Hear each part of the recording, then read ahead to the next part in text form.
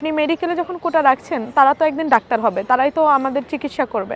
সেখানে আপনি কোটা দিয়ে কেন আমি একজন মানুষকে ডাক্তার বানাচ্ছি? কোটা না মেধা, এই স্লোগানটি, এই পুরনো স্লোগানটি আমরা এখনো রাজপথে উচ্চারিত হলে সেটি আসলে লজ্জাজনক। দেখুন, রক্তের সাথে বেইমানি করে কোটা আবার রাখা হয়েছে, সেটি মনে করছি না, তবে এটি দৃশ্যমান। শিক্ষাক্ষেত্রে যে এই কোটা বৈষম্যমূলক কোটা আছে সেটাতেও মনোযোগ দেওয়া উচিত এবং পরিবর্তন করা উচিত, এবং এই বিষয়ে জনগণের যে আশা আকাঙ্ক্ষা সেটার পরিস্ফুটন করা উচিত। মানুষ আসলে কি চায়? মানুষ তো এই কোটা চায় না।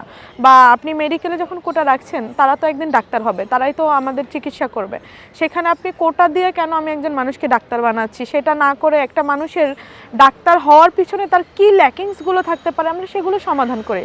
তার কি সমস্যা, তার কি পড়াশোনার ক্ষতি হচ্ছে, বা পড়াশোনা করতে গিয়ে কি সে ফাইন্যান্সিয়াল প্রবলেম ফেস করছে, তাহলে আমরা সেগুলো সরকার হচ্ছে সেগুলো সমাধান করুক। কিন্তু কোটা দিয়ে হচ্ছে একটা বৈষম্য করা এবং হচ্ছে তুলনামূলক কম মেধাবীদেরকে জায়গা করে দেওয়াটা দেশের জন্য, মানুষের জন্য সব দিক থেকেই আসলে এটা ক্ষতিকর।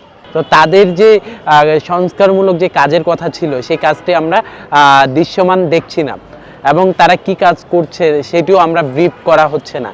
আমরা বুঝতে পারছি না, বিভিন্ন কমিশন গঠন করা হয়েছে, সেই কমিশনগুলোর আদৌ তাদের দৌরাত্ম্য কত, তাদের কাজের কত অগ্রদূত হলো সেটি আমরা জানতে পারছি না।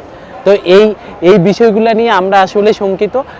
তবে যে তিনজন ছাত্র প্রতিনিধি উপদেষ্টা মণ্ডলীতে রয়েছেন তাদের এগুলো নিয়ে কাজ করা উচিত। এদিকে পুলিশ, সেনাবাহিনী বা আর্মির ড্রেস চেঞ্জ করাচ্ছে, আমার মনে হয় যে আগে আমাদের রাইট জায়গাগুলোতে পিক করা উচিত। যেমন এই যে কোটা, যেমন গতকালকে রেজাল্ট দিল, সেখানে আমাদেরকে আবার দেখেছি ঢাকা বিশ্ববিদ্যালয়ের শিক্ষার্থীরা, মেডিকেল কলেজের শিক্ষার্থীরা কিভাবে রাজপথে আবারও নেমেছেন। কোটা না মেধা, এই স্লোগানটি, এই পুরনো স্লোগানটি আমরা এখনো রাজপথে উচ্চারিত হলে সেটি আসলে লজ্জাজনক।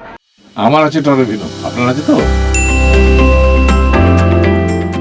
যে স্বাস্থ্য মন্ত্রণালয়ের উচিত যে এই পুরো রেজাল্টটাকে বাতিল করে আবার পুনরায় বিবেচনা করা উচিত। দেখুন, রক্তের সাথে বেইমানি করে কোটা আবার রাখা হয়েছে, সেটি মনে করছি না, তবে এটি দৃশ্যমান। হ্যাঁ, তবে বেইমানি কারা করবে? এই অন্তর্বর্তীকালীন সরকারকে কিন্তু ম্যান্ডেট দিয়েছে ছাত্র সমাজই। তো বেইমান কারা তাদেরকে আইডেন্টিফাই করা উচিত আমি মনে করি।